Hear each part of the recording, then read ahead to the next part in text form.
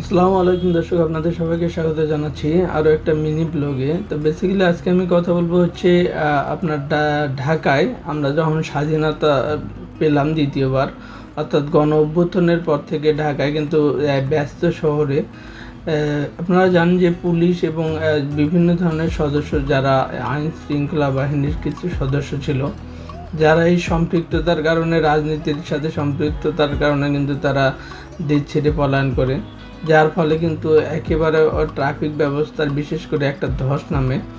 তো এই অবস্থার মধ্যে বাংলাদেশে যত শিক্ষিত লোকেরা রয়েছে বা স্টুডেন্ট রয়েছে, তারা কিন্তু এই সময় বেশ হাল ধরেছিল এবং খুব ভালো লাগছিল যে তাদের কিছু কর্মকাণ্ড, যেমন ট্রাফিক নিয়ন্ত্রণ করা, সবগুলো বিষয় কিন্তু তারা সুন্দরভাবে ট্যাগেল করছে এবং তাদের এই অবদান জাতি সবসময় মনে রাখবে।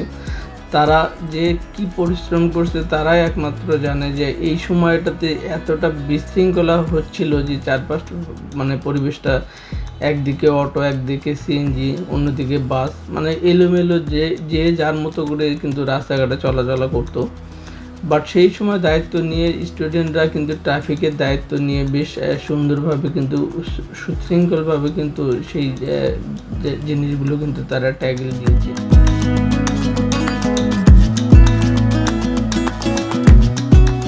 বা পরিস্থিতি মোকাবেলা করেছে। শুধু স্টুডেন্টরাই না, এখানে বিভিন্ন ধরনের কিন্তু বিএনসিসি যে ছাত্ররা, তারাও কিন্তু এখানে সংযুক্ত হয়েছে। তারা কিন্তু দেশের এই ক্লান্তির অগ্নি কিন্তু তারা ছিল। খুব ভালো একটা তাদের কিন্তু সাপোর্টের কারণে কিন্তু আইন শৃঙ্খলা বলেন বা বিশৃঙ্খলা বলেন, সেটা কিন্তু অনেকটা নির্মূল করা সম্ভব হয়েছে।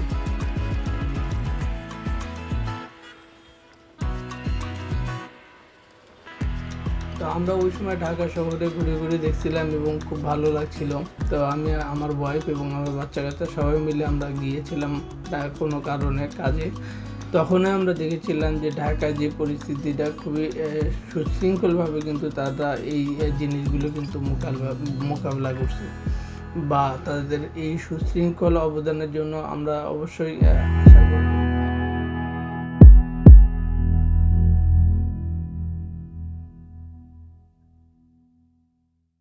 যে বাংলাদেশ সরকার তাদের জন্য পরবর্তীতে ভালো কিছু নিশ্চয় কোনো স্বীকৃতি দিবে বা কোনো সার্টিফিকেট দিতে পারে, যেগুলো আসলে অন্য অন্য দেশে হয়ে থাকে। বাট বাংলাদেশে বিশেষ করে এই ধরনের জিনিসগুলো একেবারে কম দেখা যায়।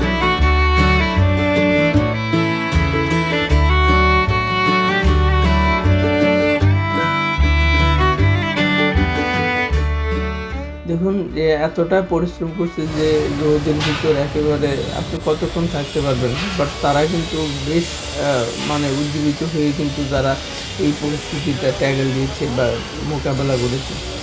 শুধু তাই নয়, শুধু স্টুডেন্টরাই না, এখানে আপনার ছেলে মেয়ে উভয়ে কিন্তু এখানে কাজ করেছে। আপনারা দেখতে পাচ্ছেন খুব সুশৃঙ্খলভাবে কিন্তু তারা তাদের দায়িত্ব পালন করতেছিল। এবং এটা শুধু বাংলাদেশে না, এই প্রথম বাংলাদেশ যে এতটা দেশত্ববোধ বা মানুষের মধ্যে যে একটা আন্তরিকতা, এইটাই প্রথম দেখলাম। খুব ভালো লাগছিল, তাদের সেলুট জানাই।